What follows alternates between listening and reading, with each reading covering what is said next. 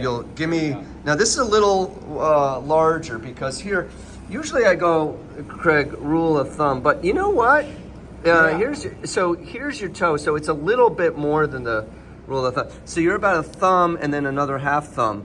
But I do like the width. You do have a wideness. There is a little buckling here. Ideally, I'm thinking 11 for you, but just for the, I guess, the experience of the shoe, because this is not meant to be worn all the time. Let's take a little test drive, and tell me how that bone spur fragment that it did not resolve one iota with the shock wave, but the fascia tear did maybe 30-40% or something of that nature. But let's see how this goes with the shoe.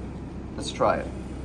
And again, it's only taken a few steps. How sore was it before in your regular Skechers with the Dr. Scholl pad? Yeah, that's where you can feel the spur. It's just banging, banging, banging with every step. Yeah. But here, what you see with the biomechanics, Yeah. you actually have a shifting of the weight. So instead of having, it's forcing you forward.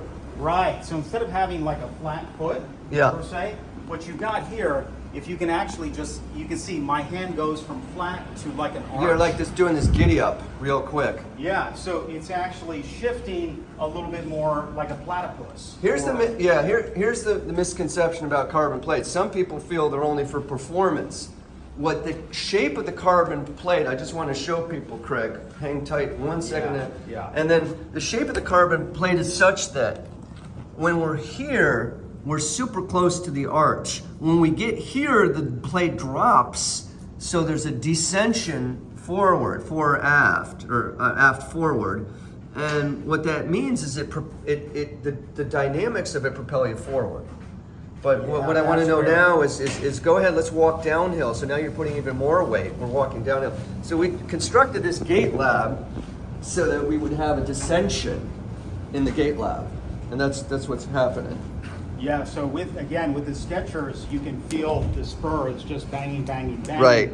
But in this case here, you don't feel the spur just banging, banging, banging. So how much of a diminishment would you say we have? It's really significant. It is actually a significant diminishment, and I think it's because of the biomechanics that you mentioned with the shifting. So if I were Chuck Worley, would I say you're having a date with these shoes? At least to try? Yeah, because you can, let's say that I'm the platypus that has been already overcompensating for a long time. Yeah. And as the platypus, I've been leaning in this direction. This actually is adjusting for the platypus. Good. This has an I love it. adjustment for the platypus. Well, so we've got to go. Listen, what I'm thinking is that we give it a fair shake. We'll give you a week on the house, 2 weeks on the house even.